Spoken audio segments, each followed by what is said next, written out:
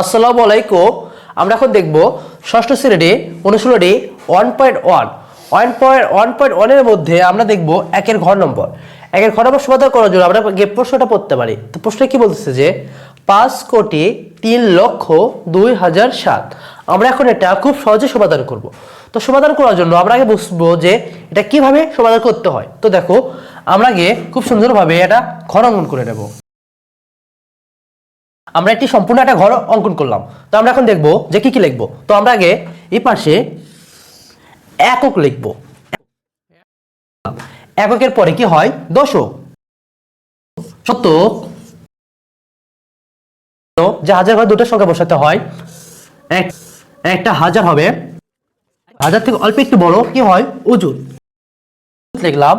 তারপর লিখব লক্ষ, লক্ষ লিখলাম। লক্ষ পরে নিযুত, নিযুতের পরে সর্বশেষে কি লিখবো? কোটি লিখলাম। তো আমরা এখন সম্পূর্ণ শখের মাধ্যমে আমরা খুব সহজে মনে রাখতে পারবো। তো এখানে কি বলছে?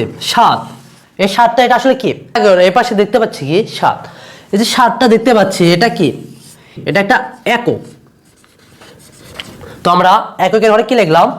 7 বসাই দিলাম। দেওয়ার পরে এখানে কি বলতেছে? 2000।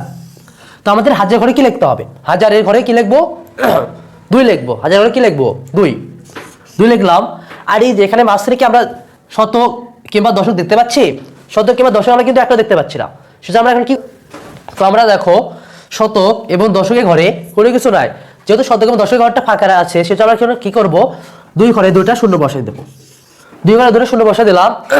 তাহলে আমরা দেখতে পাচ্ছ যে 2007। দেখো 2007 এর মধ্যে ক্লিয়ার। এখন দেখো যে কি বলছে? 3 লক্ষ। লক্ষ আমরা কি করব? লক্ষ্য করে আমরা এখন 3 বসাই দিলাম। কি করলাম? 3 বসাই দিলাম। তাহলে এই যে লক্ষের ঘরে এটা কি? অযুতের ঘরটা ফাঁকা আছে না? এর অযুতের ঘরে আমরা কি করব? এটা শূন্য বসাই দেবো। শূন্য বসার পরে এখানে কি বলতেছে? 5 কোটি। আমরা কোটির ঘরে কি লিখবো? কোটির ঘরে আমরা কি লিখবো? 5 লিখবো। 5 লিখলাম। এর যে নিযুতের ঘরটা কি ফাঁকা দেখা যাচ্ছে, নিযুতের ঘর আমরা কি করলাম? আমরা শূন্য বসাই দিলাম। এখন দেখো, তাহলে দেখো সম্পূর্ণ অঙ্কটা দেখো যে 5,03,02,007। দেখো 5,03,02,007 কি অঙ্কটা ক্লিয়ার হয়েছে না? এখন দেখো আমরা এখন অঙ্কের অ্যান্সারটা লিখবো। অঙ্কের কি লিখবো? উত্তর। এইটুকু শুধুমাত্র বোঝানোর জন্য করেছে, তোমরা শুধুমাত্র নিষ্ক্রিয়টুকু লিখবে।